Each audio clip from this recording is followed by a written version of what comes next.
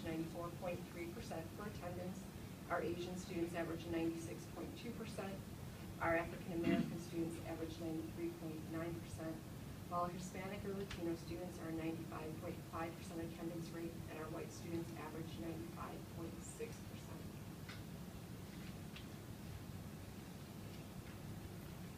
The next slide illustrates the achievement gap based on our poverty status. As you take a look at the rate in 2008, it was a 4.2 achievement gap rate as compared to a 4.3 in 2013.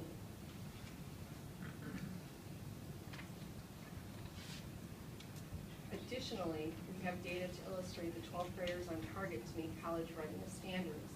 So you take a look at the historical data from 2008 to 2013, you will identify that in 2008, 38% of the 12th graders were on target to meet college readiness standards. And in 2013, 42% of our 12th graders were on target to meet college readiness standards. This measure looks at graduating seniors who score 21 or higher on the ACT.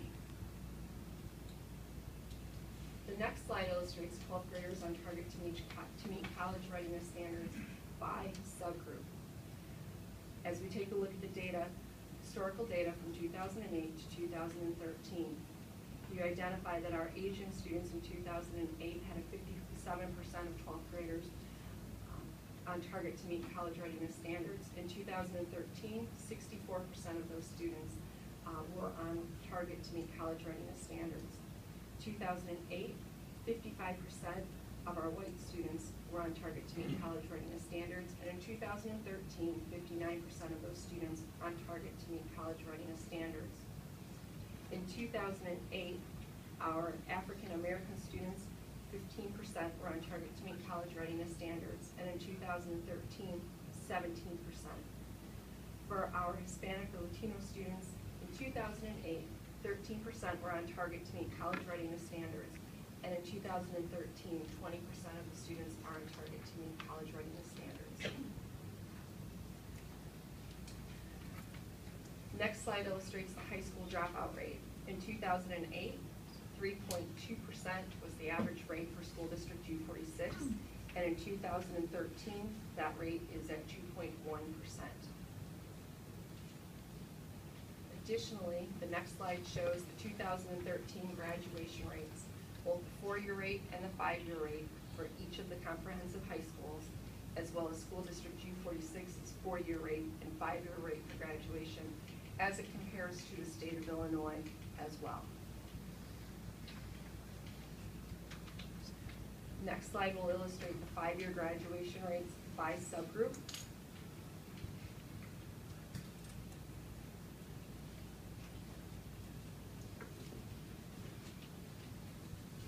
For employee engagement, our results went up significantly in our most recent employee engagement survey. The questions are based on the Gallup Q12 and results that last by distributor. We modified the response form this year from 5 responses to 4 per question. We removed the agree more than disagree, since we realized it meant essentially the same thing as agree. Now it is simply strongly agree, disagree, and strongly disagree. Some factors that could have influenced the level of engagement, it's always that it's the beginning of the year. People are usually rested and enthusiastic about the start. 2, we provided laptops for all teachers, and in several instances we received feedback that were very responsive with the heat situation by lowering the thermostats and providing water to staff. Some of our next steps is we're continuing to review the comments for action items and areas of growth, and as well continue to work on an overall employee engagement plan, and also realizing that employee engagement is everyone's responsibility within the organization. Continuing with next steps as we consider the ISAT and PSAT results for our students. A language arts and math curriculum audit has identified the scores that you reviewed tonight are based specifically on reading or math. So that audit to review the language arts and math curriculum, including standards, resources, and additional content. Support for instructional development via collaboration to continue to provide supports for all teachers and instructional supports and resource staff to provide the best rigorous opportunities for all students to succeed in U-46. Additional strategies for closing the achievement gap and focused attendance interventions for all students.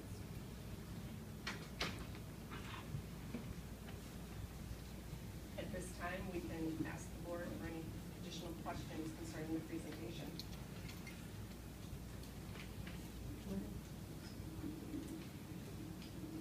I guess I wanted to ask a general question about what each of you may be encouraged by in these results. I feel like from year to year, we get the situation where we're not able to compare apples to apples. And so it continues to be, it's data, but and again, it's hard, that comparison is just so hard. So I'm curious if you could, just in a general sense, answer what you're encouraged by as far as the results, and maybe what you're discouraged by in some of the results. I'll answer mine from a data perspective. And you know, when the state can tell you that they are equalizing their test scores, you just believe them. But then when we take a look at the U-46 data, and we can see that 50% of our 11th graders are meeting or exceeding standards, and then we look to our elementary grades, you know, it's a very similar pattern there. So when the state said we're re-equalizing to make it look exactly the way we wanted to, where we have this more rigorous standard, they did exactly that. So in my mind, I was very impressed to see that it actually played out exactly that way, and it played out that same way in mathematics, you know. So the faith that we had behind what the state was saying actually was held true in our data. I think the thing that I'm most encouraged about is certainly as you take a look at the PSAE data at the secondary level, that test has been very consistent for the past 5 years. And so you look at the continued growth for our students, and you notice growth incremental in some areas, larger in other areas for our subgroup populations. But you do see steady growth for U-46 students with that PSAE. You could potentially back map that further to take a look at some of the ISAT data and how that has progressed as well. So I think that's a positive. I also believe that the drop in the high school dropout rate has been a positive as well. I guess I have an observation about what's discouraging and what's encouraging from sitting here, and that is, you know, one of the things that I find really discouraging for us is that it's been nearly impossible to establish a baseline for us because the instrument changes, the thresholds, the cut scores are constantly changing, and so I think for us, looking at our own accountability plan, it's very difficult to get an accurate baseline. What's encouraging for me is that, you know, I've spent my entire life here, I grew up here. I know we have a lot of students that come to us with a lot of risk factors. And I am really encouraged and proud that though the progress is slow and it feels really frustrating at times, we continue to move the needle for kids who have a lot of risk factors. And that we are also continuing to hold the bar high for kids who show up to us proficient and ready to learn. I guess I'm wondering if we're starting to have internal conversations and considerations about how we look at our Destination 2015 plan based on the fact that we don't seem to have very good baselines because we've used percentages in some places. We have some baselines that we know will hold true. We have some percentages in some areas that we've chosen where the baselines aren't going to hold true, and I'm just wondering if we're sort of starting to think about those kinds of things. And we have, I would say that the challenge has been that what we thought was the most robust assessment, the math, which was not part of the ISAT or PSAE, that we had a lot of control, actually changed on us. So last year when we presented data to you, we had to say, well, our baseline worked up to this year, but now there's a break, as it were. And so what we're beginning to do is beginning to think and plan, how do we measure success? What do parents really want? And so we're beginning to think about what is the sort of the second sort of the revision to Destination 2015 as we think about 5 years from now. And I think what the board did, and adopting Distinction 2015 in 2010 was very bold in that we said, we're gonna put our data out there, whether, you know, sometimes, I know I've struggled with weight, and one way to not struggle with weight is not to weigh yourself. Well, you know, that way doesn't, you know, I don't see what happens, right? And so we have chosen to weigh ourselves, if you will. We have put the data out there.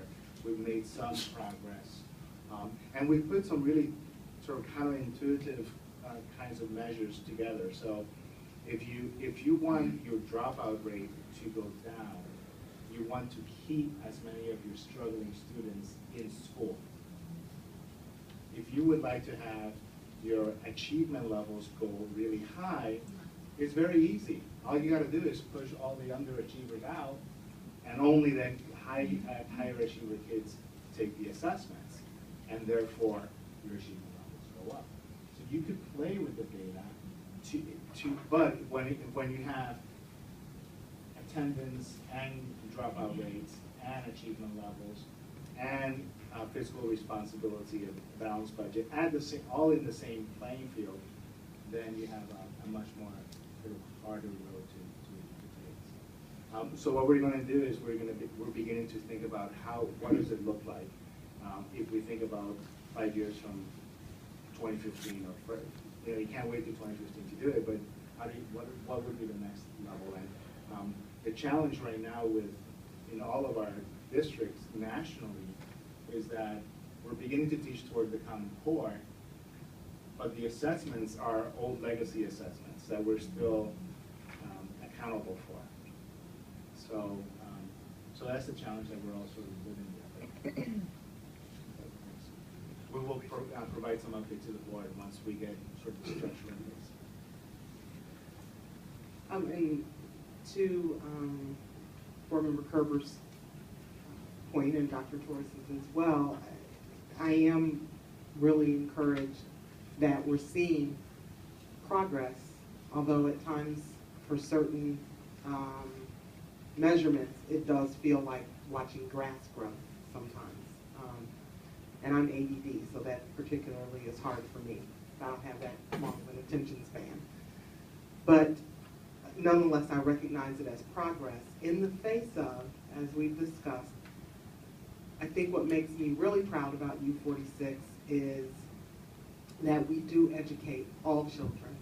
Everybody who crosses our thresholds, we try to find a way to educate them. And for me, that's somewhat, I'm a big proponent in many areas of being outside of the box.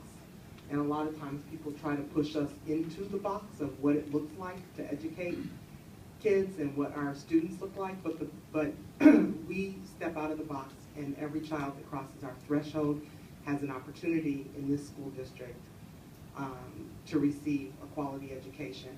Our highest achievers are challenged, and our lowest achievers are supported, and that makes me really proud. I do have a question, and I also appreciate the tough targets of having contradictory goals. You know, to your point, we could seriously improve our achievement scores if we don't worry about the dropouts, let them drop out. But that's not the right thing to do by kids, and so I absolutely think we are doing the right things. I do have a question about our graduation rates. Well, the high school dropout rate decreased, so that's going in the right way, but I can't tell from the graduation rates chart historically, and I don't remember historically, if our dropout rates are decreasing, oh, there is a chart. Well, I want an aggregate. This is another moving target. So what happened was, Laura, will you explain the change in graduation rate formula? The definition, the state changed the definition, didn't they? Right. Okay. So the state changed it to the number of cohort members who earn a regular high school diploma in 4 years or less. And then you divide that by your number of your first-time ninth graders. So those original class of students who enter that high school in the fall of ninth grade. You also take in, so you add your students who transferred in to become part of that, and then you subtract your students who either transfer out